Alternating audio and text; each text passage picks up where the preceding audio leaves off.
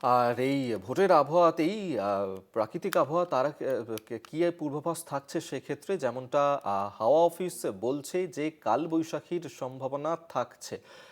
এর পাশাপাশি বৃষ্টি হতে পারে, বৃষ্টির সম্ভাবনাও থাকছে উত্তরবঙ্গে। সপ্তাহান্তে কালবৈশাখীর সতর্কতা, আজ বিক্ষিপ্ত বৃষ্টিপাত উত্তরবঙ্গের কিছু জেলাতে, সেখানে এই বৃষ্টিপাত এবং আজ বিক্ষিপ্ত বৃষ্টিপাত উত্তরবঙ্গের কিছু জেলাতে বৃষ্টি হতে পারে। শাশ্বতী রায় আমাদের সঙ্গে টেলিফোনে রয়েছেন প্রতিনিধি। শাশ্বতী, কি পূর্বাভাস দিচ্ছে হাওয়া অফিস? দেখো, হাওয়া অফিসের তরফ থেকে যেমনটা জানানো হচ্ছে সেই অনুযায়ী বলা হচ্ছে যে সপ্তাহান্তে অর্থাৎ শুক্র এবং শনিবার বৃষ্টির পূর্বাভাস জারি করা হচ্ছে। সেক্ষেত্রে দক্ষিণবঙ্গের বহু জায়গায় যেমন পুরুলিয়া, বাঁকুড়া, ঝাড়গ্রাম, বীরভূম, বর্ধমান, মুর্শিদাবাদ এই জেলাগুলিতে 50 থেকে 60 কিলোমিটার বেগে দমকা ঝোড়ো হাওয়া বইতে পারে এবং বাকি অংশে 40 থেকে 50 কিলোমিটার বেগে ঝোড়ো হাওয়া বওয়ারও পূর্বাভাস জারি করা হয়েছে।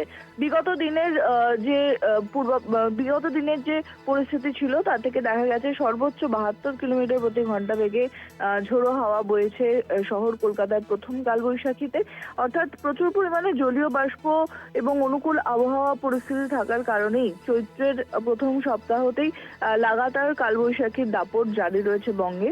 এবং আজ বিক্ষিপ্তভাবে উত্তরবঙ্গের কিছু জেলায় বৃষ্টিপাত বজায় থাকলেও আগামীকাল থেকে বৃষ্টির তোড় বাড়বে এবং দক্ষিণবঙ্গ থেকে উত্তরবঙ্গের সর্বত্র এই বৃষ্টিপাত বজায় থাকবে।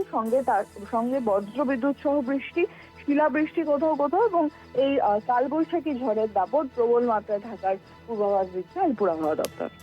ধন্যবাদ শাশ্বতী তোমাকে। শাশ্বতী রায় আমাদের সঙ্গে টেলিফোনে ছিলেন প্রতিনিধি।